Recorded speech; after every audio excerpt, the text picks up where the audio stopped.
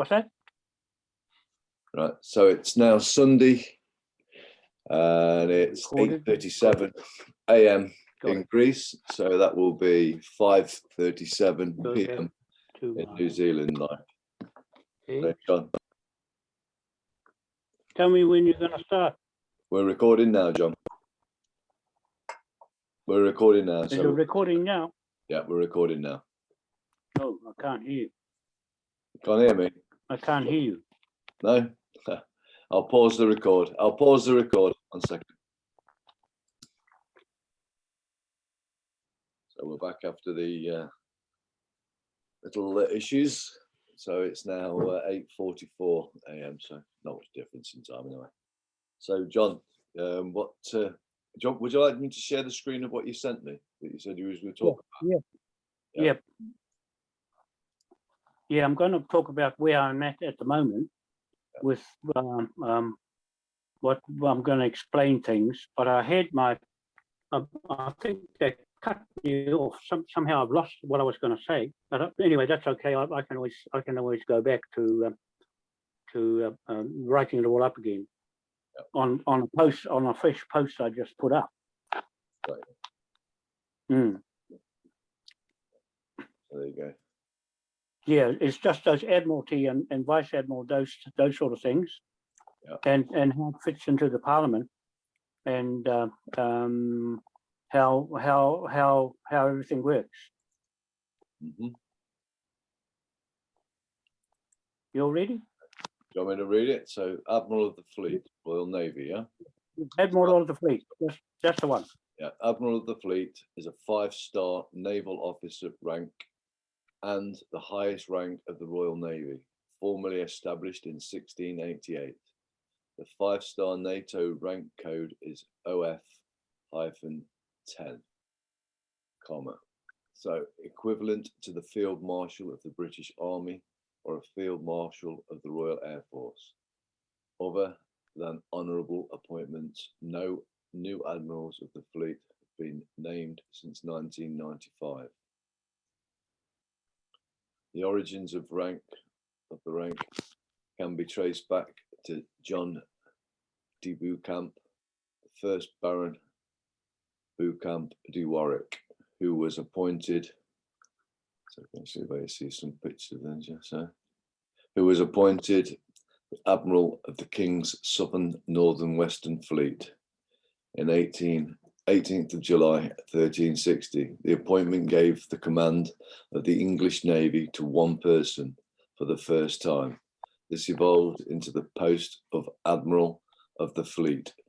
In the days of sailing ships, the Admiral's distinctions then used the Royal Navy, including distinctions related to the fleet being divided into 3 divisions, red, white or blue. Each division was assigned at least one admiral, whom in turn commanded a number of vice admirals and rear admirals. While the full admiral were normally equals, tradition gave presidency to the Admiral of the White, who was held the fleet rank in addition to his substantive role. 18th and 19th centuries, the Restoration era brought a generation of naval ranks and structure, including formalization of the Admiral of the Fleet role. In a break with tradition, the rank was awarded to the most senior of the Red, Admiral of the Red, who retained his substantive rank while also serving as Admiral of the Fleet. Appointments were for life, remunerated via a £5 daily stipend and an annual allowance of £1,014 for the hiring and maintenance of servants. It was intended that only one officer would hold the rank at any time, with their presence aboard any naval vessel, to be denoted by the flying of the Royal Standard from the main mast. The ranks of Admiral of the Fleet and Admiral of the Red were formally separated from 1805, with the announcement in the London Gazette that His Majesty has been pleased to order the rank of Admirals of the Red to be restored. His Majesty's Navy and a separate role. The same Gazette promoted 22 men to that rank. From the 19th century onward, there were also occasional variations to the previous requirement that only the Admiral of the Fleet could serve at one time. Sorry, only one Admiral of the Fleet could serve at one time. In 1823, George IV appointed Sir John Jervis as the second Admiral of the Fleet to balance Lord Wellington's promotion as a second Field Marshal in the British Army. In 1830, King William IV increased the number of Admirals of the Fleet to 3. Through these additional lifetime postings subsequently, these additional lifetime postings subsequently lapsed, between 1854 and 1857, there was no Admiral of the Fleet at all. As the most senior naval officer of the time, Admiral of the Red, Thomas Lee Merchant Goslin was mentally ill and had not served at the sea for 45 years. Indifference to Goslin's seniority, the position was instead left vacant until his death in 1857, whereupon it was filled by Admiral Charles Ogle. In practice, the rank has lost its formal authority from 1828, when the professional head of the Royal Navy was given the title of the First Naval Lord, renamed First Sea Lord in 1904. Thereafter, it was periodically granted to retiring First Naval Lords as an honorary promotion, only passing to the most senior admiral if there was no other candidate. On occasion, even the seniority principle was abandoned, as on the death of Provost Wallace in 1892, when the promotion went to John Edmund Comerell, rather than the senior Algernon Frederick Ruse de Horsey. 20th century, the organisation of the British fleet into colour squadrons was abandoned in 1864, though the rank of Admiral of the fleet was maintained during the two world wars. A number of serving officers held active commissions as Admiral of the fleet, as well as the First Sea Lord, e.g. Sir John Tovey. Prince Philip, Duke of Edinburgh, was created an admiral of the fleet in the Royal New Zealand Navy in 1954, following the coronation of his wife, Queen Elizabeth II, as Queen. This promotion was a New Zealand rank, separate from the Royal Navy rank. Interesting. Following the creation of the Chief of Defence Staff in 1959, the 5 naval officers appointed to that position became Admirals of the Fleet, recognising the reduced post-Cold War size of the British Armed Forces. No further appointments were made to the rank after 1995, when Sir Benjamin Bathurst was appointed Admiral of the Fleet on his retirement as First Sea Lord. The rank was not abolished, and in 2012, the Prince of Wales became an honorary Admiral of the Fleet, as well as Field Marshal and Marshal of the Royal Air Force. In recognition of his support to Queen Elizabeth II in her role as Commander-in-Chief of the British Armed Forces in 2014, Lord Bush, a former Sea Lord and Chief of the Defence Staff, was also appointed an Honourable Admiral of the Fleet. So, is that what you're saying then, John? Then this is the man that's meant to have the power. Yep. So that's where we're at. Have you finished reading it all? Yeah, it just goes through a list of all the previous. Okay. Yeah, don't worry about those. Those are just successors in the Navy, and the 5-star. We're up at the 5-star of the Navy, and Admiral of the Fleet was the highest ranking 5-star officer of the Navy that you got your authority from for the documents we've got, you see. Yeah. And so now they've changed it. You can see that they've put in Prince Philip as Commander-in-Chief. That's the highest position, as equal to his on a ship, if he was a captain of a ship, and as someone who's been seafaring to get that position. So they just appointed themselves without any credentials to back up who they are. So they're just puppets that have filled the role of a real Navy officer who's worked so hard to attain those positions, to keep our business going in the commercial world and the corporations going. You've got clowns in there that have appointed themselves through the Parliament and the Prime Minister to these high positions. That puts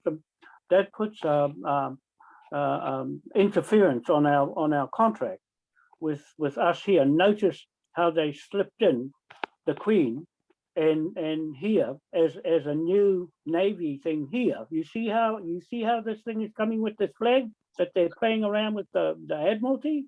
They can't make themselves real admirals like we can with the flag.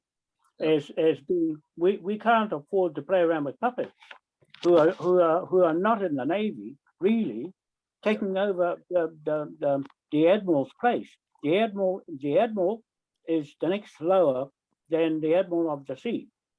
The Admiral of the Fleet of ships that would go around the world altogether. So you narrow it down to the next command underneath, then you go to the Rear Admiral, and then so on down the authority chain of the mortgages and all the documents that they use in a court. You see? So now that we've explained that part, I put the Vice Admiral and the other ones online to distinguish between the Westminster Parliament's authority that they get from giving the consent to themselves as being Commander-in-Chief. That's what D-Hop is learning from me. That's why he said to the Navy officer, Commander-in-Chief or Chief in Command. We're the Chief in Command, not the Commander-in-Chief. Right. The Commander-in-Chief is someone there to take the place of the commander of the ship. So the Navy guy knew, and that's why he says he's obligated to this flag, because they know they've used it, they're using it here in Navy.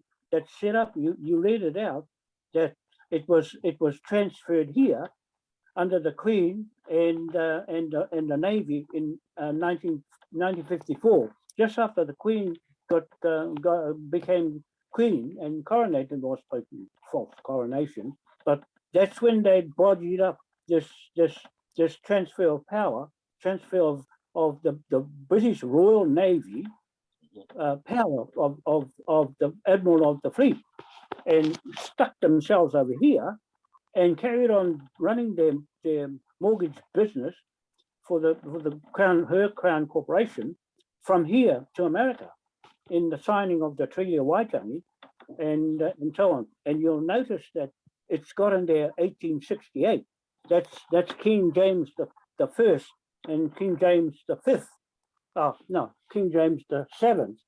That was succeeded before King William the Third. So it's got that in there. That's the part where where all the commerce was coming out of the King William's Acts, and I didn't want Kate Floss to jump on this thing after the fact of what I'm saying, that 1868 was when this started off with the Navy. You have to say British Royal Navy is separate from the Navy, two different titles.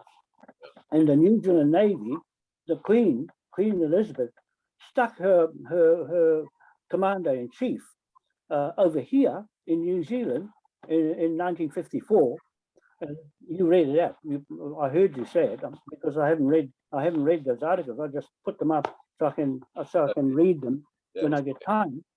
And so I typed this all out on my mobile phone, and I went to press it to put it up online so I can read it out of what I've written, and the damn thing disappeared. I have to go. It took me a couple of hours or so to put that together, and it was long of what we're going to do to when we go to the Navy to pick the right person. It happens to be Prince Charles. Prince Charles is acting commander-in-chief and Navy Admiral of the fleet. You have to make sure he's not claiming to be the Admiral of the fleet, but he's saying hooking himself to it. I'll just have to go through the words and rewrite it all again so that I can see what we're going to do about it and challenge him. He's the one we have to go to now, and not the Navy itself. This is all wrong. This is blasphemy, and on the Navy, it's a degradation of the Navy and us as the partners of the Navy. The Navy is our partner, and you fellas like you have to know this. So that's why I wanted Kevin Blackburn and who was the other one? Frank. Frank. I went through all of this with Frank when I went with my books and showed him what we're going to do. It took us all night. We didn't go to sleep all night in that hotel that we stayed at before we got it signed. I was going through everything with him on how we're going to do it and sign things up. But now that John Patterson is not there, I have to take his place. But he wouldn't know. John Patterson wouldn't know how this Admiralty works. He knows all about Navy, but he would have been good there with us because he is a Navy and can talk for the Navy, and not some clown that's acting as if they're the Navy, like Prince Charles. You see what the royal family is, well, not royal, but what that family is doing to the legal side of documents to give themselves power in Parliament. They're doing it in Parliament, not directly with the Navy, but they're making statute acts of Parliament to make themselves superior than a thing of the sea title, the thing of the sea, what you call Admiral of the Sea, highest title with our flag. That's our flag is the Admiral of the Sea, commander, chief in command, not commander in chief. They're going as a commander in chief. That's second. I've seen all their what they've been doing and their documents and their acts of statutes and everything to change everything around to make them a commander in chief. They can't say chief in command. That's what Dion was saying to that Navy chief officer, commander in chief and chief of command. And so Dion's learning. He's learning from me, same as Alfred. Alfred is learning from me. I'm teaching him what to do with so he can come in the back and pick up what I'm saying about land. But when it gets this deep, he can't do that. At least he's got a role to do. And even the land blocks at Waitangi, where the treaty signed, I've got all the titles. We're going down to the court tomorrow, and I'm going to hook all the land titles out of the land court and the Maori land court and the land information, and I'll go right over them and pull out the land blocks again because I've got all the titles down the East Coast. I've got to go back to my farm and pick them all up, pick all my computer, pick all my hard drives and everything, and bring them here, and then we're away. I can work on properly without playing around with mobile phones. But we're stitching it together so that you can be educated there with Kevin Blackburn and Frank and Matt Taylor and a few others, and get yourselves ready there with that company, my Powerhouse Group Limited, and that's you fellows' company there for the people of the world. And then we're looking after the one that are to Ewa Altair Limited, that corporation here with Alfred and 6 people, and you've got 12. We'll just make up the 12 people again over there, and see if we can pick up the other 12, the whole of 12, except that other lady I was staying with, that went against us and went against me and called me names and everything, and so we can see. I want to re-sign those people that were there, and the people that were there with you at James Park, who we can meet online like this and have a Zoom, and so we'll have Zoom meetings for your crew there by themselves, and then I'll have a meeting with the crew here by ourselves. I've got to select them myself. I can't let anybody decide who's going to come in. I'm not going to pick anybody. I've just got to pick the ones I think is right to come with me. And so we have get our thing organized here. Then we'll bring the 12 in there with the 6 here on Zoom, and then we'll make a one bank system, that an account system, because we'll have Lee Cantwood. He's accountant for us, and so we'll get that going. And I'll get my website up and running. I'll just pay for it. That's all the problem is. I haven't paid my fees for it to get it back up. But I'll put it back up and put it back where it was, with the shares and everything back again, and just re-alter it a little bit because it's got all the information there. The reason why I had fraud cases in there, that's why they wiped out a lot of the stuff on it, took it out of all the stuff that they didn't want anybody to know about, and deleted the damn thing, but they left the website there, and they just screwed up everything on that website. That's why I was all back to front, and I got Jamie Patrick to try and fix it up, and she made a worse job of it and screwed it up some more. And she's learning, so I just might ask her again to carry on being a secretary if I can't find one out of everybody here. So I'm just trying to find people, because Jamie knows a lot from learning from me. So it was better for me to teach somebody everything, banking the whole lot, and do what I want to keep up behind me as a secretary. So that's me, Alfred, and my own secretary. Other than another secretary, somebody who can who's a business person that can multitask over all the different, like setting up the finance, setting up the website for the shares and all that. Take it off me, because I'm doing everything myself, and the tag pay and all that sort of stuff, the shares and the people. I want all the people who were shareholders before to come back in and to message me, so I can put all their names back down again for our committee, together with you guys over there and us over here as one. When we talk, we have like a general meeting of you and us, because we're partners together to decide on things and getting all the funding and everything before we go. We can't go there unless we got the shares and everything from people supporting us around to get a fund going. And we can't take on anybody who's got a full-time job and can't leave their job because they're committed to the corporation here. And we have to have someone who's got time on their hands, or business person who can break off from their business and come over with us to Westminster without jeopardizing their business. Someone like that would be good for us here.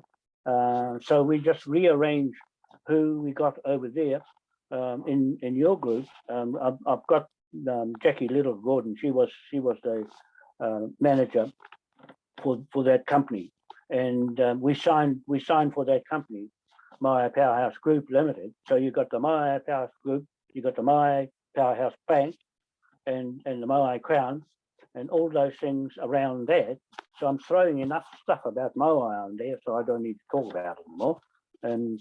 But that's what we're on. We are at that stage now to get both companies sorted out before we come there. When we come there, it should be just easy. That we don't have to have hold meetings and go up all night and day. We do it now at home, and we do everything from the comforts of home, and put our things together, put our documents together, and got all these things to approach the Navy. We go to the Navy online here and contact them here, the right person at this stage. From what you just read out, I haven't read it yet, but what you just said is that Prince Charles is the highest command of the fleet, the Admiral of the fleet position. So somehow rather, we have to go to a commander of an admiral, a real admiral of the fleet that's in the Navy, and talk to him, because he's the real one. So we don't go to Prince Charles, because he's not a real admiral, and they can't go against the real mad admiral of the fleet. So I had the right fellow before, where I was going to go to see while I was in England, the right contact with the Navy. You can't just go to anyone. You have to go to the right one of the admiral of the fleet. But they have legislated it out in Parliament, but it doesn't change our contract to the King of the Admiral of the fleet, of this flag. See, so that's what we've got to do. We've got to get the pirates away from our flag, stop them from using it here, where they put their authority down, and with their Maori iwi trustees, and talk to the right Navy over there, and that's how we do it. We go in. We get the permission from the real Navy Admiral of the fleet, from who should be in that position, from the last person who had that title.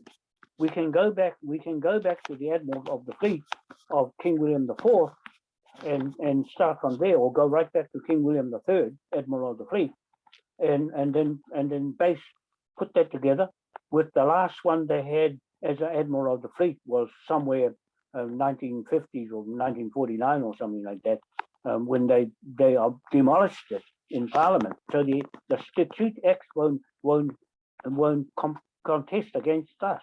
They can't win a case in court with second-hand information, and from the conflict of interest of the Queen and her family interfering with Royal Navy stuff that's supposed to protect her. She's protecting her own self and her Parliament. With the Rothschilds, they have got control of the Parliament as parliamentary sovereignty. That's why she's not there on the throne, because they don't care anymore. They're going out and going into the New World Order right now, and they don't need kings and queens anymore. So we've got to stand up there and go in there while it still hasn't changed yet, and gone altogether. That's the point I wanted to say, Andy. Have you found any more things there? But it's just what else did I want to say? And like Kate Frost, don't let her jump all over this 1868 Lord of the Sea, Lord of the Sea, or Admiral of the Fleet,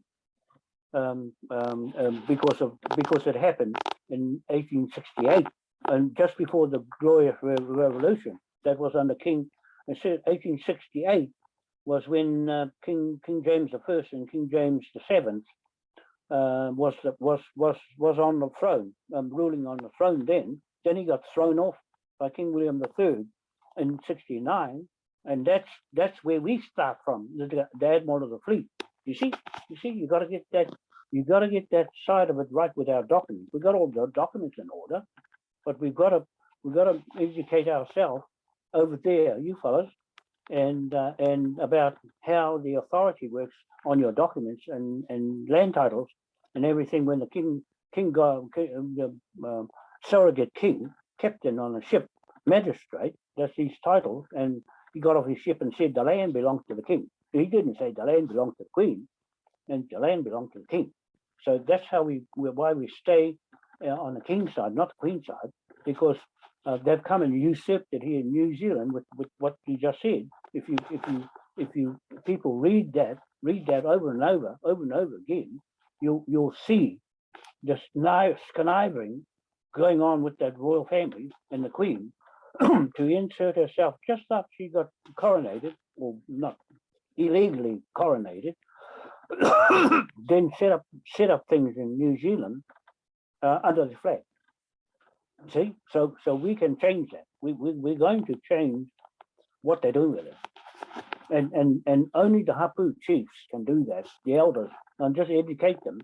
I just educate them online, and I'll get to talk to them sooner or later. But they're listening. They're watching what I'm doing, and everybody's going to watch what I'm doing to stamp our authority in that flag to us, not to the Queen, to us. And that's why Kate's there to distract people from this flag and saying it's the wrong one to the 5-point star. That's the narrative is in the 5-star at Wellington in the Parliament and government to keep on their path with Queen. When her Queen is gone, she's abandoned ship. She ran away like King James the First ran away from and abandoned the throne. Now we have the same thing happening again with the Queen in when was it? 2 years ago or so. She abandoned the Brexit, gave themselves an excuse for her to go to Scotland to hide away and not get arrested in England on English soil. And then they created this COVID thing to make it so that she had to run away from the COVID and go into quarantine in Windsor Castle. That's when she went there. Only 2 days or so after the COVID came out, she left. I put it on my site. She left and went to Windsor Castle, and people think, oh, she's gone there to hide away from getting the COVID, and she's still in quarantine. Believe it or not, they're following their narrative of going and staying in a home and stay there locked up. See, so there, that's another one against the Queen, that Kate has all these problems to face. Why all that COVID was is to cover the Queen up and the royal family's business, corrupted business with COVID. That's the other side of getting the COVID. Not so much injecting people, but that's a bonus for them. But the real reason was to let the Queen go without anybody noticing that was her excuse for abandoning the throne. And now she's operating from home in Windsor and doing her dirty business from there into Westminster Parliament, remote. She's an exile, remote, and that's not allowed with us. She's supposed to be on the throne, looking after the crown on the head and our business and our trade with that flag. And we want an audit on the trust accounts, all accounts in the Treasury. We'll get this Navy guy. I'll pick him out. I'll pick him out tomorrow. I'll have him. Which one? And talk to him. Talk to him.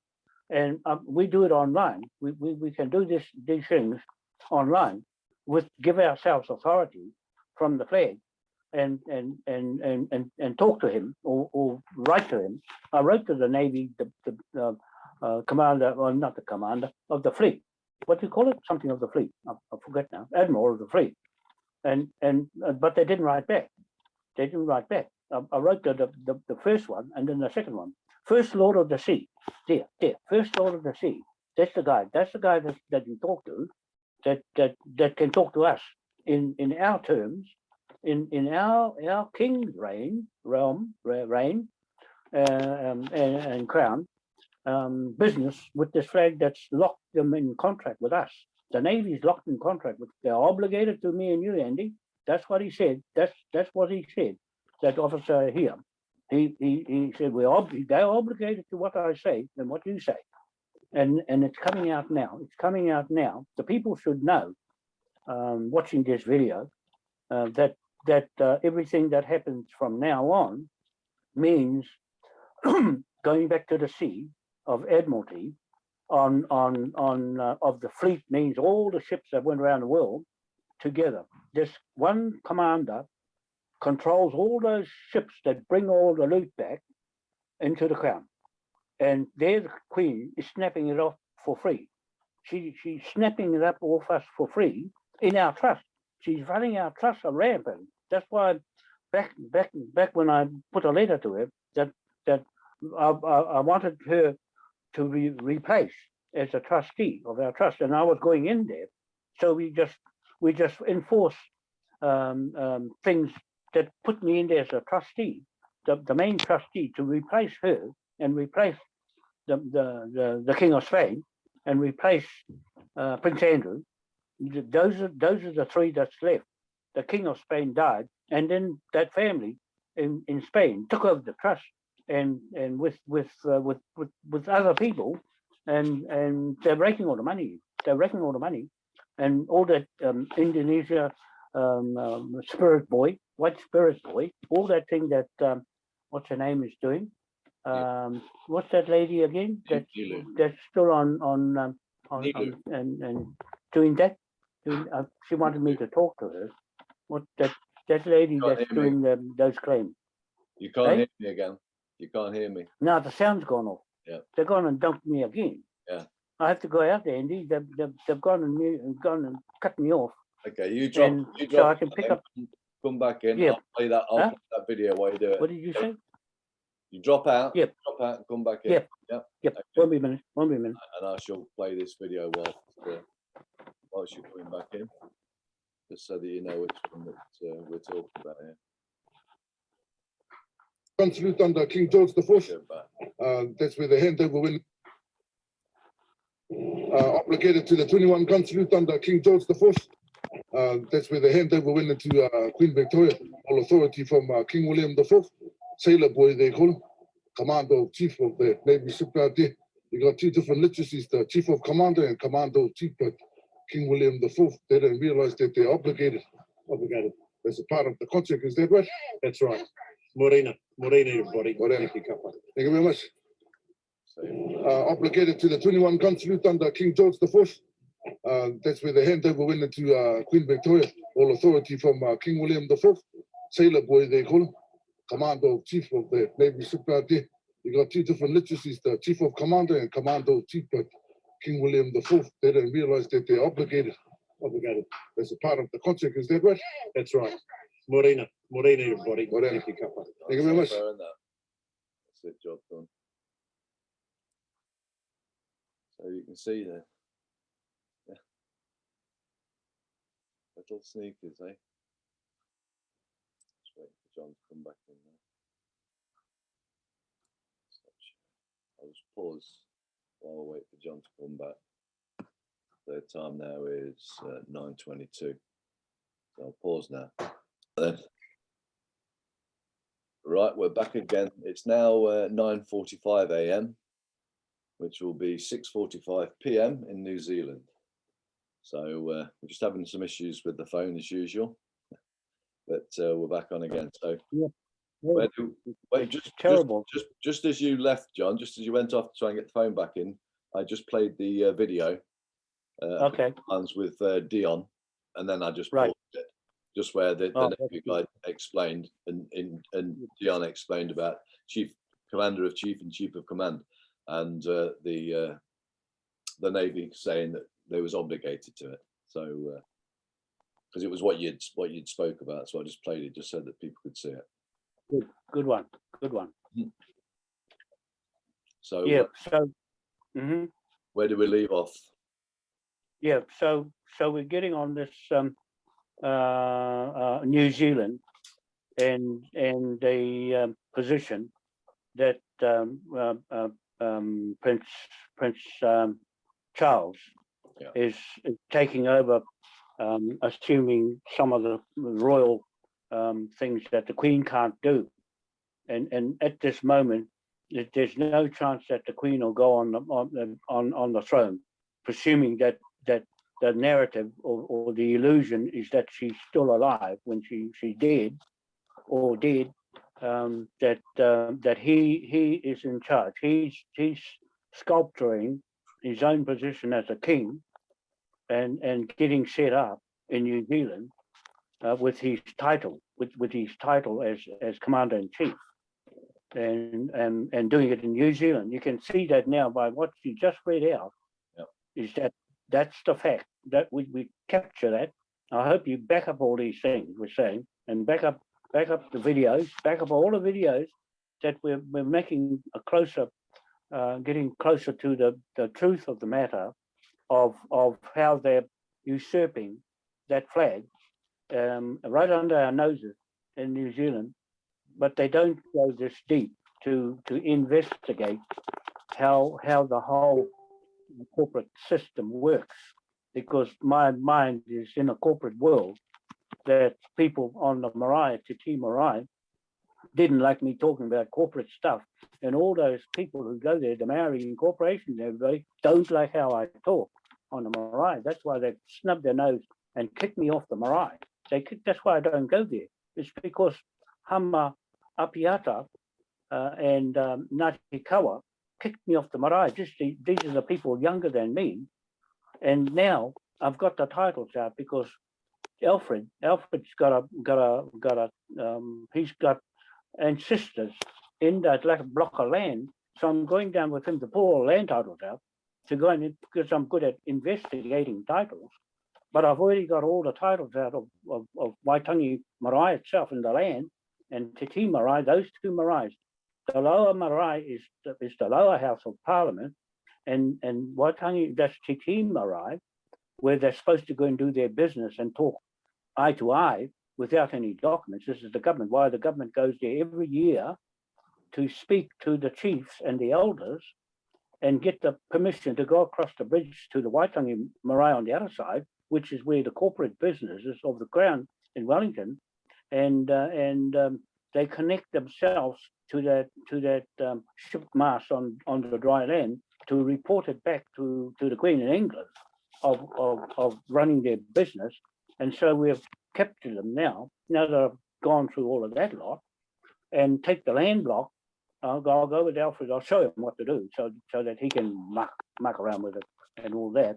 But I'll get the land titles out and then go over them, because I know already who's on the land block. The Ututongas are the main ones on that land block, and the people on the marae is in the wrong place. It's not the right what we call mana whenua. That's the original native title, native customary land title owners, the Ututongas.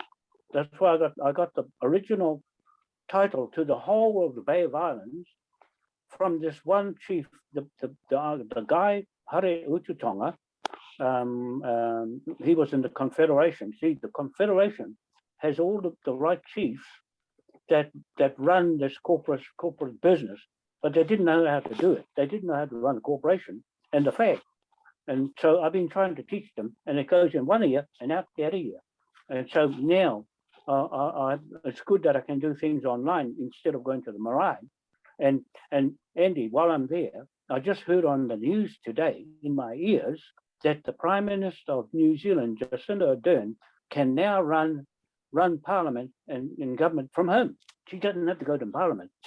See what they're doing, Andy? They're running like me, running remote from home and running our business from home. And because of the COVID and all that sort of thing, so all that bullshit's gone now.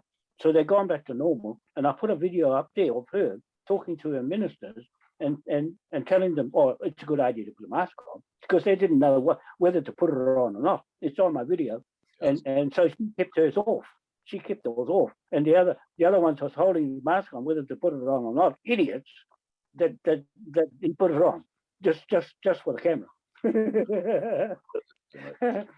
That's well, to spite your face or whatever you call it, is doing something in front of everybody.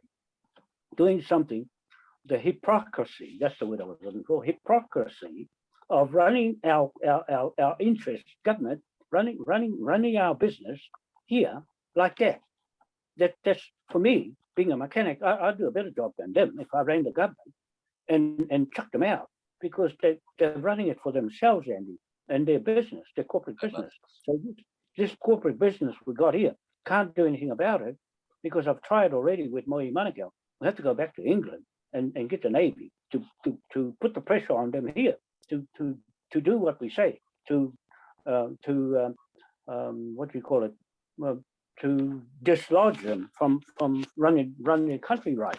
You see, so now you can see the picture is starting to come out, and the cookie crumbles, and with the Navy, everything's Navy and Admiral, the Admiral of the fleet, highest position. It's just that's why they have to call back to the king here with their flag. See, so now that we get ourselves organized with our two corporations that are set up already. The Nātue Wā Alta Limited was set up long ago, but it's been dormant. And that one over there, the Moai Powerhouse Group Limited, is being dormant. So now we liven it up and get ourselves going and take the positions up, get ready when we come there. So there, that's something that they have to learn fast what to do. But I'll model it out myself and run it from home, like here, and tell everybody what to do. That's what I have to do, is tell everybody what to do, and go from there, because those people who've been in Britain know more about this than the people here, because they've been watching me and picking up what I'm saying. And so we gather those people back up again. They're coming back again slowly, Andy, because some of them gave up on me because I wasn't coming back and looking after the shares. And they're wondering, where's it all gone? There's not much in there. There's not much that's gone into the account, but I can account for it and put it back right again where they were. So we have to tell those people who don't know what happened to me, that I'm putting the website back up again, Andy, but I have to pay for it. I didn't have money to pay for the website, Moai Powerhouse Group Limited. That's all I had to do, pay it and put it back up again. Then also to fix the thing up and rehash it in a short time, so that I can put everything in one place where they can go to, the link into the website, and get the shares and everything back where they were going, and the tidal energy. Get that going up, because that project needs funding to get it going for everybody and all that. So we'll leave that for another day. We just get back onto the politics, and Westminster is what's happening inside that parliament is all up to hell. Everything's in a mess, because that's what they wanted it to be, in a mess, so that they can shut it down. And while the Queen is in Scotland, we got to go there to the registry office to so we got added some more things in the get from the Royal Navy to give us a free passage with our flag through over Scotland, Ireland and England, to go in. Otherwise they might stop us from going in the registry to get the records out. And so we put all those things today in the next meeting, the next Zoom meeting we have. And I'm more or less ready to go into the next Zoom meeting with this sort of thing, to organize ourselves. And I can all do it. We can all do it from home, and try to get these things arranged from here and there together as the two companies together in one common bank and one account system, so that whoever's going to look after the account, Jackie Little Gordon, she's in Scotland in Aberdeenshire, and I've spent a lot of time with her and Andrew Little Gordon, and I was going to stay with them when I come up there. They were waiting when I went to Parliament. They were waiting for me to come and stay with them, and I would have stayed. I had another place to go. I had some others that wanted me to go and stay at their place. So I went to that lady that went against us and stayed at her place. And so that was the biggest disaster, to go to her place and then suddenly turn on us. But then again, we're just going to set the shares back up again, because everything I did was legitimate. That's why when the police went through all my documents and everything at the Heathrow Airport, they couldn't find anything on me because there was no millions. All those trolls said I was scamming millions and millions of dollars, money and pounds and money in shares and all over the place like that, when it was only just small.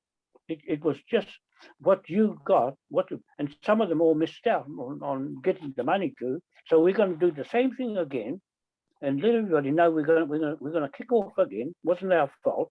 It wasn't our fault that happened to that all what happened to the shares and all that sort of thing, because my bank account got shut. My website got jammed up and hacked. The government itself hacked it. Not hackers from anywhere else. It's government that stopped me at Heathrow because of what they said against me. But now I'll put that video of me and you on saying those things. I'm saying the right things. That's why the Queen ran away, because there's court cases in the High Court, in the World Court in The Hague, where a lot of people have got claims against her, and that's why she scooted out of England, because she was trying to use the court at The Hague, the World Court, to overrun the courts in England, and so that they can shut down Westminster. It was her. That's why I wrote so much things about it and videos about her, that she was the enemy. She's the real enemy there. That is demolishing, getting rid of the Westminster Parliament, and then the Westminster Magistrate Court with the Admiral jammed the World Court up, so it's higher than the World Court, the actual Admiralty Court. And what we're doing now is higher. The Magistrate Court is higher than the World Court, because they haven't got the evidence of where they got to with all their wealth and everything. It's come out of Westminster Magistrate Court and every other magistrate court that goes on. So there, we just go back to square one, and we'll be right. We'll be right. I'm glad that this thing is keeping going, because otherwise I'm talking to myself. Talk, Andy? Yeah. I can still eat. All good. Good. I can hear you. That's good, because when you're not talking, when I can't hear you, it means it's scary. So there, we're at that point now where the Prime Minister on the news today is going to work from home, and that sends alarm bells ringing for people watching this video, that they're up to something no good. They're up to something no good. Ready to go to the United Nations after Willie Jackson gets his declaration. They want this declaration, the word declaration of inconsistencies and Amendments Act. They want to amend the acts, that all the inconsistencies that have happened on their watch, on what they've been doing, they scrub over it, all their mistakes. That's what it is. And then they take it to the United Nations and plead ignorance, plead guilty, or plead that they want to go through the human rights to save everybody's country, when all it is just Willie Jackson trying to get all our Maori duped up again before he goes to the United Nations, and that's going to happen next year. So we got time before they put the New World Order, and the New World Order can't go anywhere until they suck the more guts out of their flag to get their documents in Wellington, to give them authority through the iwi's trustees at Waitangi Marae. And Alfred and I are set up to go against the trustees. There's 7 trustees on a team Marae, and put them on the block. He's going to take them to court, and when I get the land titles out this time, because I was doing it with Chief Kingi Todor at the time, but he couldn't understand what I was doing. So Alf picks up, because he's very good on courts, and so now I've got the land titles, and he can set up a court hearing in the High Court and take them all to court. We're going to take those trustees to court, and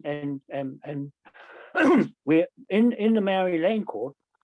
We can challenge title for good title. That's what I'm teaching them. To good title that's against a radical bad title. They've got bad titles. All the titles on lands are bad titles.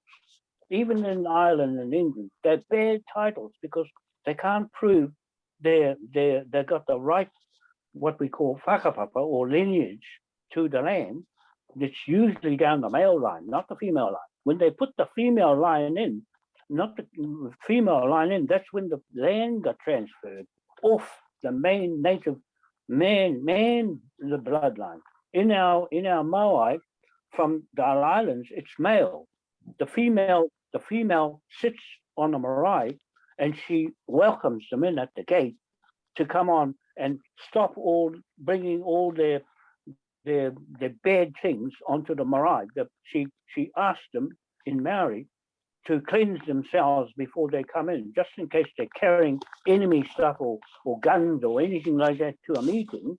And then the man talks on the marae, and he's in charge. He's in charge of everything, and the woman's only there to feed people. And now the stupid people here, the Maoris, are putting the woman to talk, to do all the talking on the marae, and the silly old man has to go and welcome them in, but he won't. He won't go and welcome them in and do a karanga to welcome the manihiri or the visitors or the government in. They have to stand at the gate. If you've seen a porphyry, Andy, it's a welcome onto the marae of people who come from other maraes or the government itself. They have to stand at the gate and get welcomed on. They do that because they have to leave all their utu or their things against, or their bad things against the host marae, not to bring anything tapu. The woman takes the tapu off it. They do a call out in Maori to take the tapu, which is the devil and all the rest of the things, and off them before they come in. They must commit to coming on a marae without any threat. That's what I was looking at. Utu is a threat. Yeah. See, and they've got clean hands. They got clean hands. So when the government comes on to Titi Marae, they put the money on the ground in the envelope as their gift to the marae to have permission to come on the marae to talk. So that's what's in that envelope from the government is cash. It's cash to have a meeting with them to give them permission to do their business. So they have to get it from Titi Marae, and before they go on to their own marae, that marae in Waitangi is not owned by the Maoris, it's owned by the Crown, the little Crown in Wellington. And it's got all our carvings. My ancestors were the great carving, all those carvings in there from my marae, and I've got permission to go on there.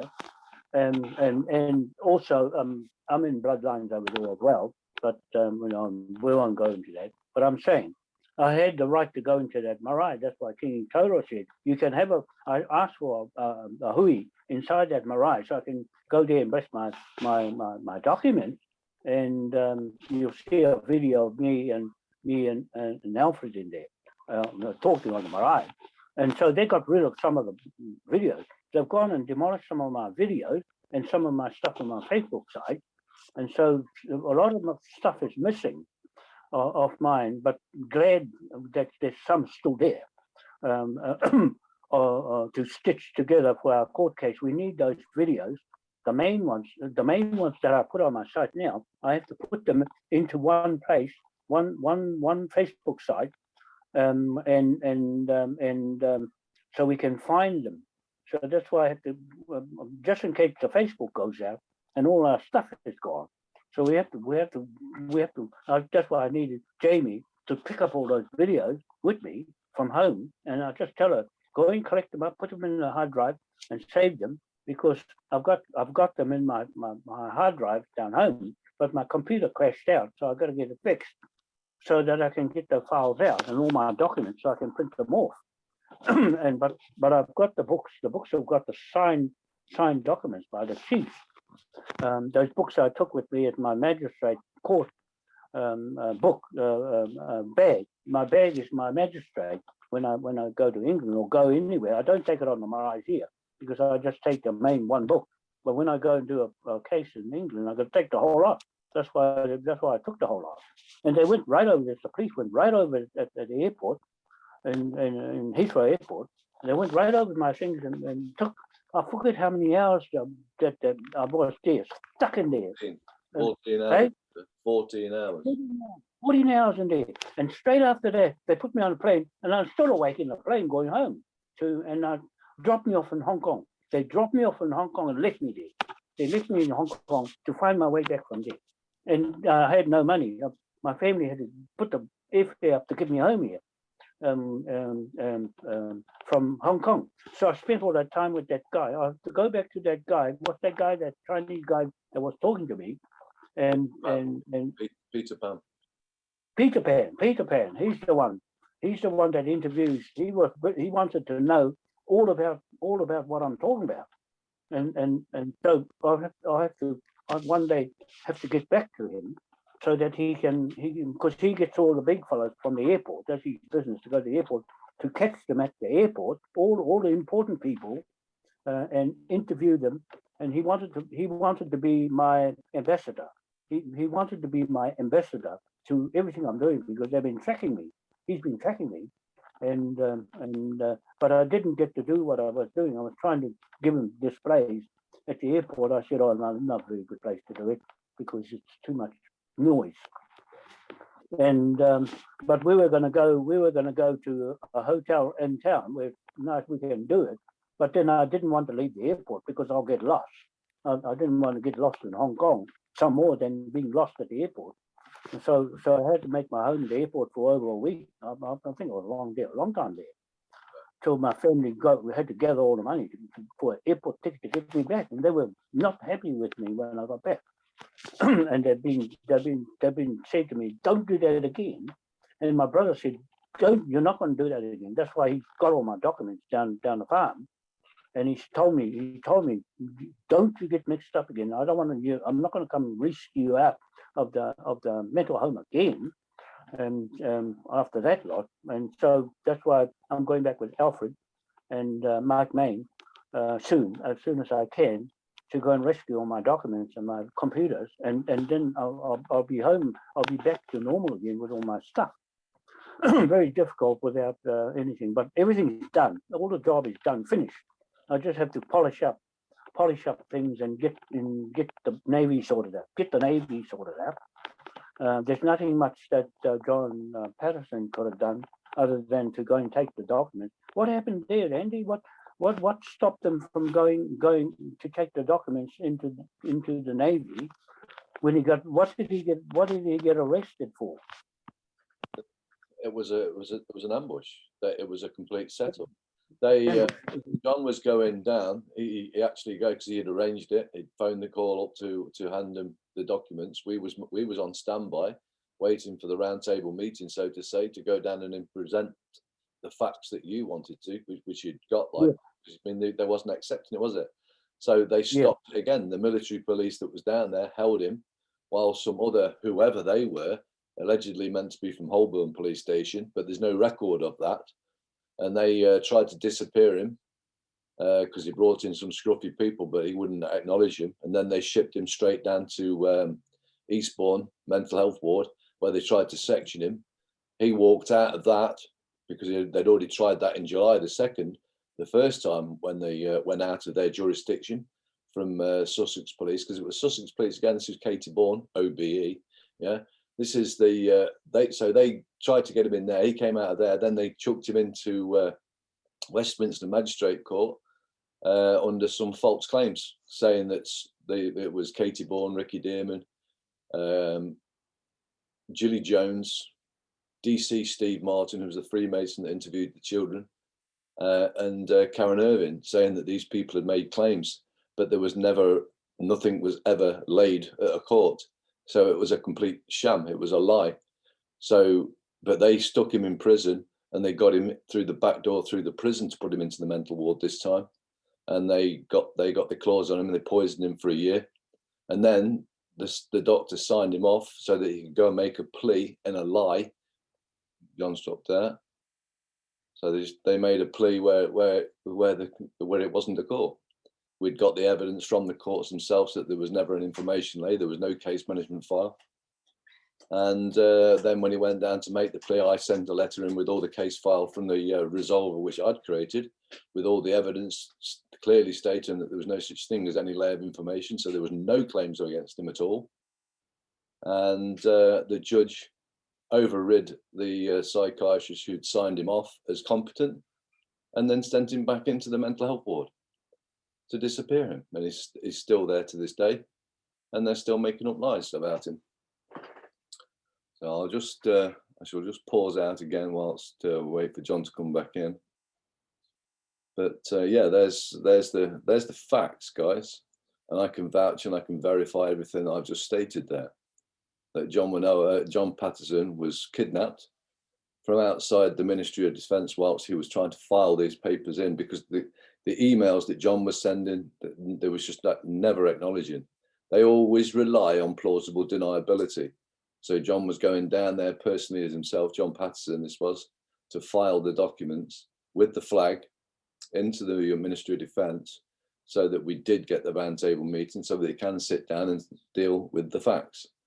But they kidnapped him, and that was a complete make-up, and it was a complete lie, and they've just caught him in there under a complete illusion. And John couldn't see the fact that making a plea would be agreeing to something that didn't exist, therefore making it exist. There was never a court case, and I've got that as 100% vowed. I can verify that 100% as a fact. So Katie Elizabeth Bourne, Julie Jones, DC Steve Martin, Ricky Dearman, and Karen Irving, they allegedly had made allegations, and those allegations were allegedly laid to court for them to create a court case against John Patterson. And those allegations were never laid at the court, yet John Patterson's lawyer was saying that these people had said A, B, and C, yet the lawyer was working against John, and John didn't see it.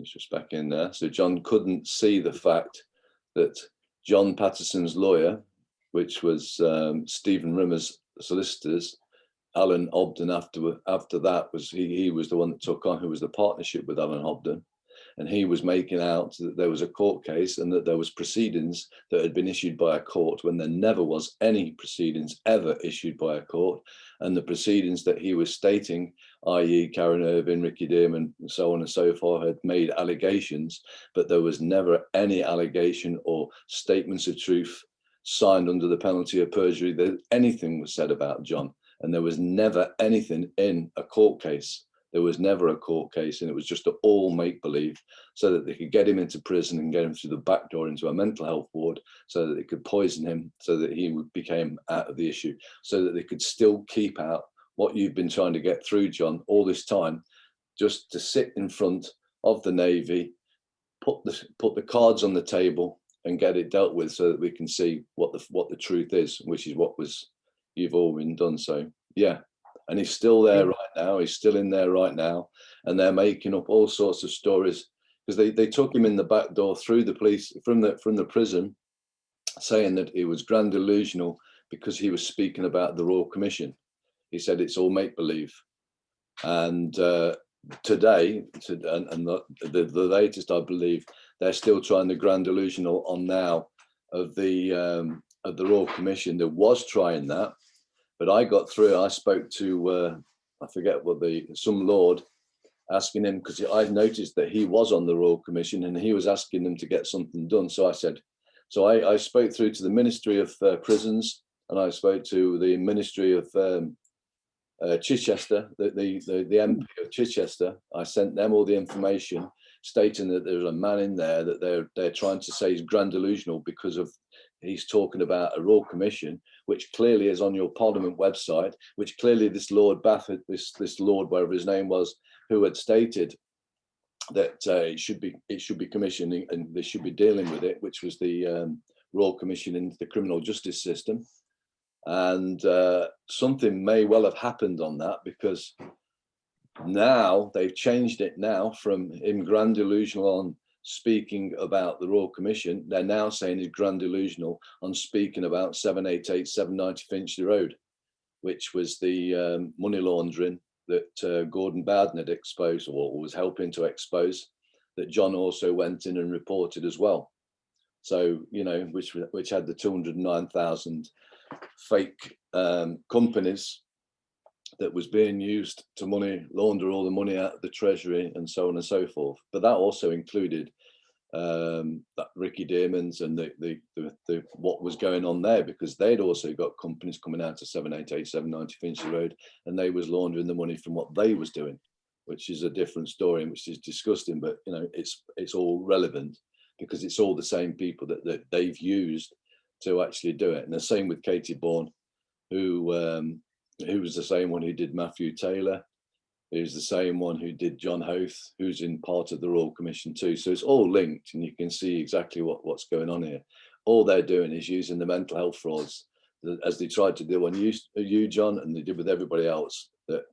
That's what they used to finalise people not getting the facts out there, because they tried to discredit you now by putting the mental health, saying that you're grand delusional. So, you know, this is the system that we've got at the moment, and this is the system that we're trying to remove so that we can actually hear the facts. So, yeah. So, yeah, go on, John. Sean Maguire from Out of the Bag Radio, he wanted to know what's the situation on John Patterson, and so he that's what he asked me, or something else he asked me as well. But that was one of the things he wanted to know, how he's getting on, and because I've filed some more things to Sean and my profile. I sent my profile about myself to you and to Duty Health up in Canada. So he's gonna get it going on the radio over there, and he's watching as well, the videos and everything. So he's keeping in touch with me so that we can fire those fellas up and all those people.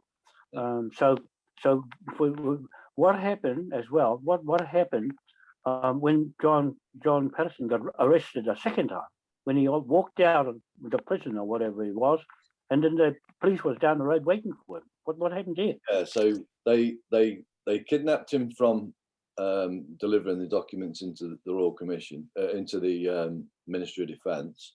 They tried to disappear him in Holborn Police Station. There was no record of that, but there is. But we was all phoning around to find him because he'd disappeared.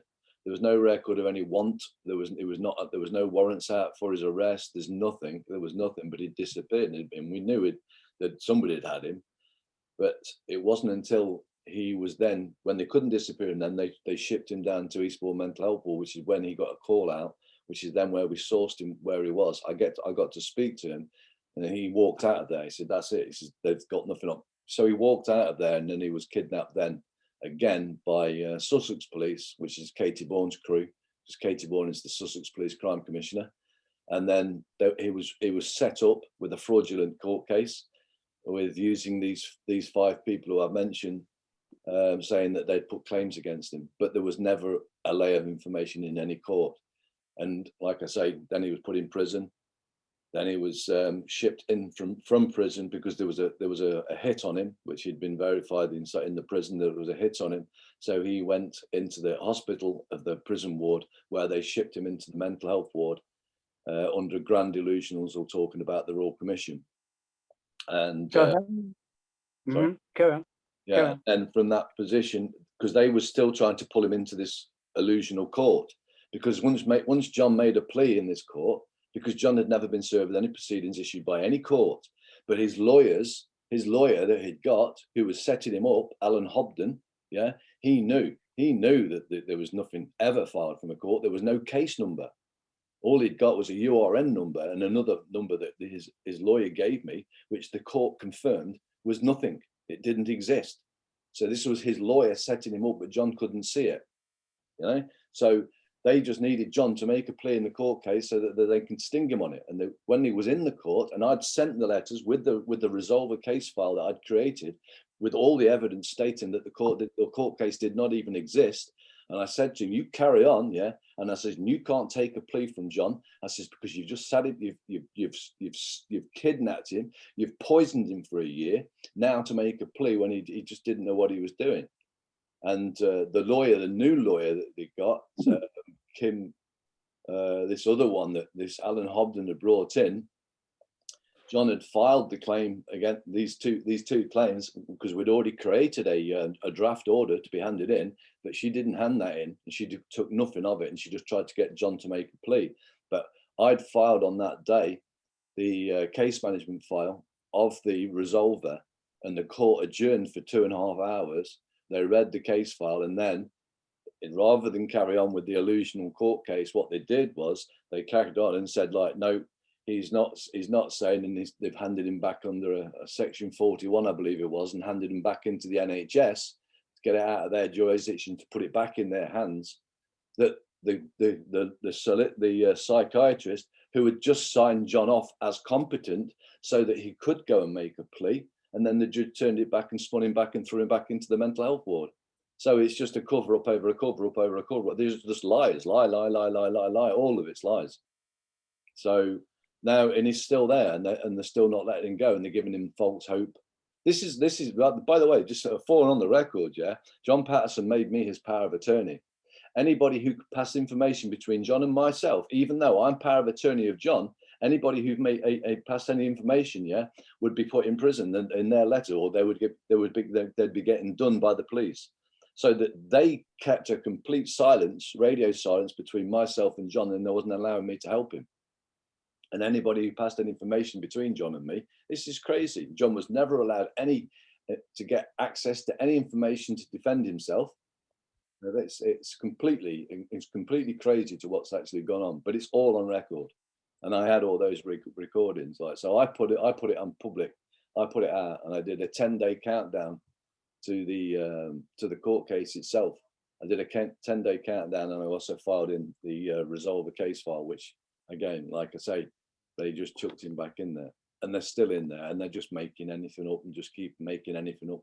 You know, if he proves that right, he'll then they create it onto this 78879. When he proves that that's the case, that it's all out there, they'll just keep changing it. They'll just keep moving the goalposts.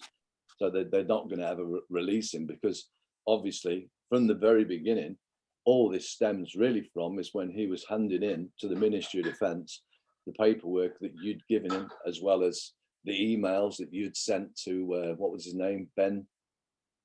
The top of whoever it was of the Navy to get it into the Navy, yeah. So that's it. So John at the moment, he's still in the hands of the evil liars that are going to just keep lying, and they're just going to keep going. Does he get visitors or no visitors allowed? Well, I don't, as far as nothing at the moment. Brian Setchfield was continuing, but I think John's separated from Brian Setchfield now. Because I mean, I was saying at that point in time, when they put him back in that hospital, just go in there and take him out now. You can't do that. You can't have a psychiatrist sign him off as competent, and then the judge overrid the psychiatrist's own judgment of saying he's competent, and then put him back into a case. Because they said it, the judge said, for this case, I was going to give you 5 to 15 years, but obviously you're not in a mental state. So they put him back in there, but he wasn't in a mental state because they put him in and then poisoned him for a year. I said, you can't take a plea from that man who you've just poisoned for a year. He can't make a plea, and they can't make a plea anyway, because there's nothing to make a plea to, because there's nothing inside the case. So there's never a case to answer to in the first place. It's all an illusion. You're all being criminals. So pack it up and just let the man go.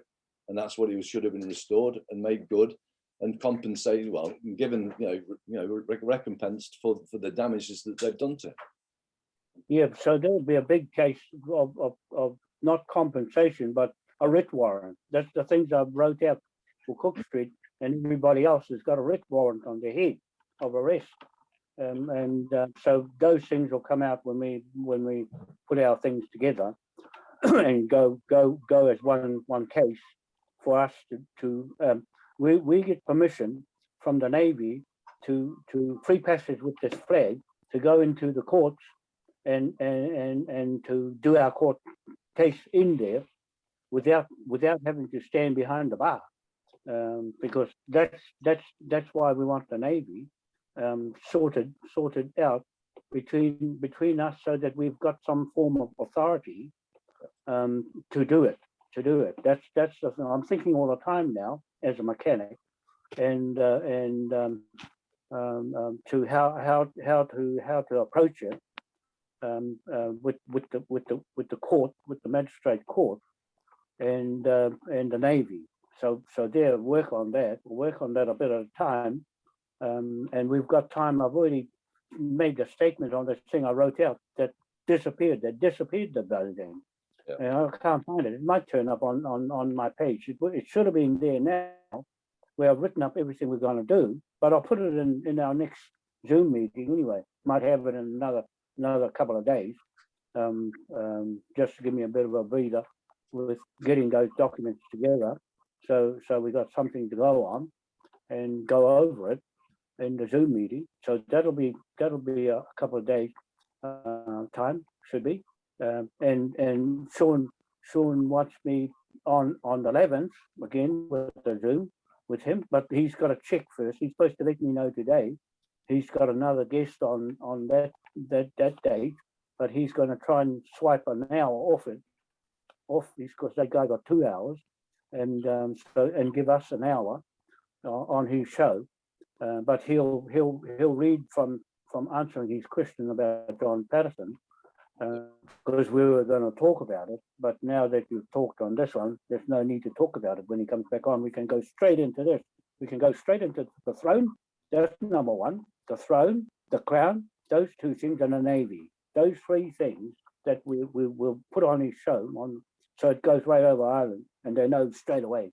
There's something wrong. You've got some rats and snakes around the place, and so we'll save that for the 11th. Put that date out the 11th. I'll make the agenda up again with the additional things. That's for the Navy to enforce us going. I already put it. I already put just a couple of things that I've got to add onto the next agenda. Yeah. And carry on going from there. With that focus on the Navy, the most important one at the moment, and so people can understand more meaning of that flag. It's going deeper into the flag now, Andy. It's going to show the people where the power is in that flag, and so it's a pity that John Patterson is not with us to carry on talking to those documents over there. But now I have to do it. We can't rely on anybody else. No one knows. No one says, how long was he in the Navy for? How many years was John in the Navy for? From my recollections, I believe I think it was 20 years. 20 years, that's a long time. So he knows the language. He knows the language, and he could vouch for the difference between the monarch is jumping into hell, into the admiralty of the fleet's business.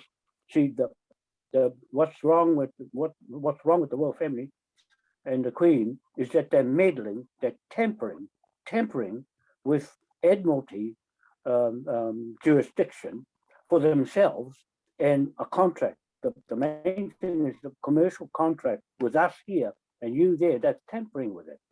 That's really treasonous. That's worse than treason, and that goes against the principle of everything finance. And you always ask yourself, where did your government in New Zealand get their authority from? And they'll say, from the Queen. So you ask yourself, where did the Queen get her authority from to do her business? And she says, oh, I got it from my father, King George VI. So where did he get it? Where did he get it from? Oh, he got it from King George V. So where did he get it? And then you'll end up back on King William III, the fourth. You'll end up on King. So where did he get it from? And it goes right back. It goes back to that list of those photos you were looking at the Admiral, the Admiral, on that site, on this site. But I've got to look at it again. Those words that you wrote out. Where did you pick it up on that thread? Just go back to that thread. Hang on. I'll just open it up on the other mobile phone. Yeah. Now, which thing did you pick? So, I mean, I'm on the site Admiralty. So Admiralty on the fleet. I'm on that. Huh? I mean, the guy in 1833 to 1834 was Sir Charles Nugent, who was the that was the admirals of the fleet. Yeah. So So Sir Charles Nugent, where is it? So him, Sir Charles Nugent. Did you get all that? Oh, Charles Nugent. Oh, okay, Charles Nugent. Yeah. So this was Okay, start from there. Oh, around that year, yeah, around that year. so That's where you start from. That's where you start from. From something around the time King William the Fourth, 1833, and the chief signing the document, the for the flag on 1834. That was locked. That locks the flag to that admiral, to the admiral of the fleet. That flag. They can't get away with it. They can't challenge us to the jurisdiction of that admiral of the fleet, which is higher than the Queen and her vice admiral and her rear admiral and all the rest of the admirals come under that locked into that time period where they're playing around with our flag. there you go. Then. So They know we're coming after them. That's why they're panicking. No, I can't see, it's too little, but just tell me which one so that I can have a look. But it was just the words of it for our people, our boys and girls to read it over there and go right over it and understand it. Admiral of the Fleet, Sir Charles Edmund Nugent, 1759 till Sir January Charles, Sir Charles, what is it?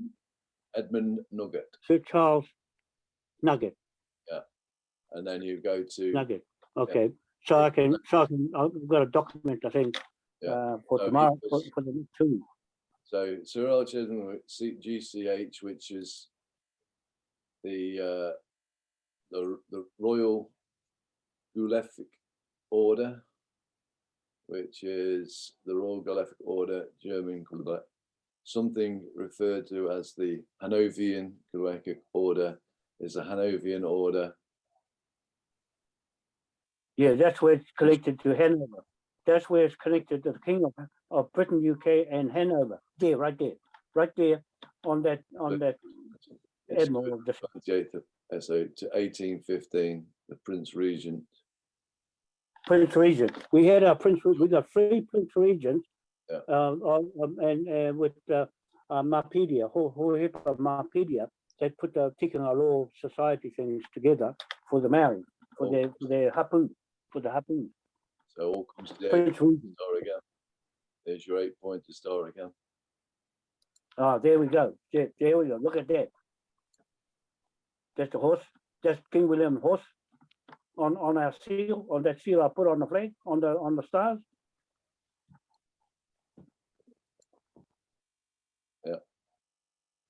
The horse. So all those things around there, those we locked those to us. We locked it to the flag on the 1834 when the first 12 chiefs signed the letter to King William IV. We lock it to that Admiral of the Sea. Kingdom of The highest in that flag, the highest. That's why they can't contest against us.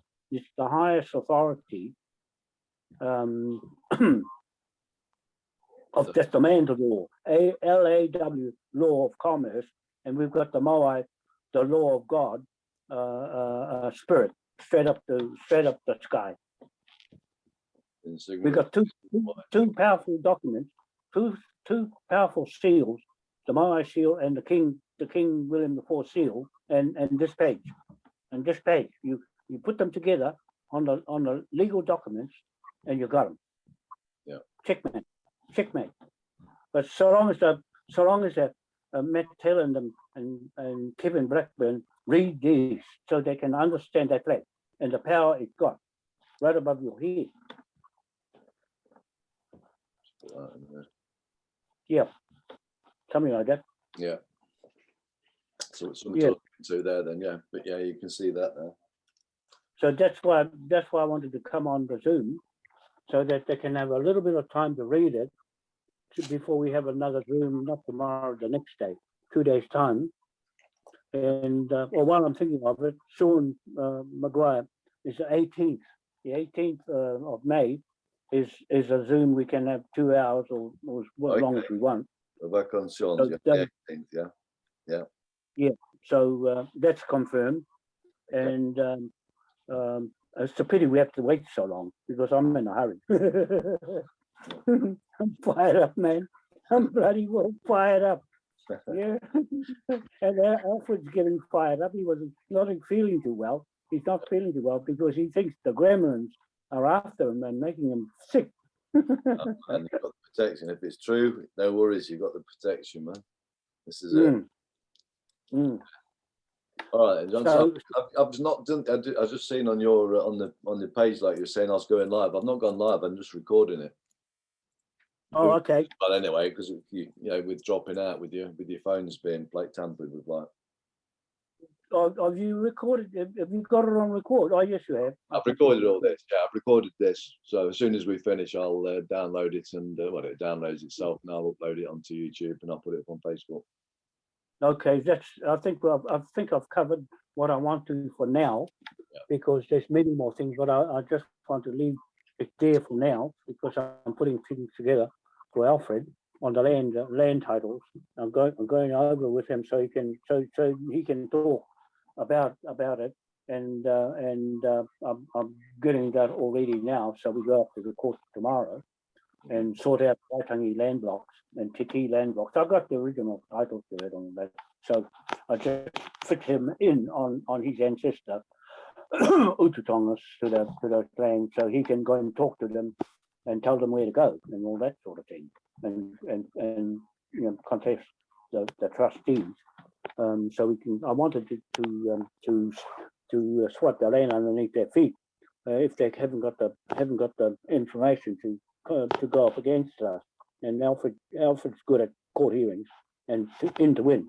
He's there to win a court case. So that's all for now. I think, Andy, I'll just go over the page what you showed me. The video. I'll put the video together, and I'll put the links into what we've shown, so that in the videos, so that people can see it themselves. Then. Yeah. Okay then. Yeah. Okay. We'll do another Zoom. Frank's. We'll do another Zoom. Yeah. Frank's popped in, but Hey? I say Frank's popped in as well. He's just come in as well, like, but you know, he's coming towards the end anyway. I mean, it's early up there in England, like, I mean, so he's not long up. Yeah, no, that's why we can listen to the video. There's no need for him to come on because it's getting right into the nitty gritty.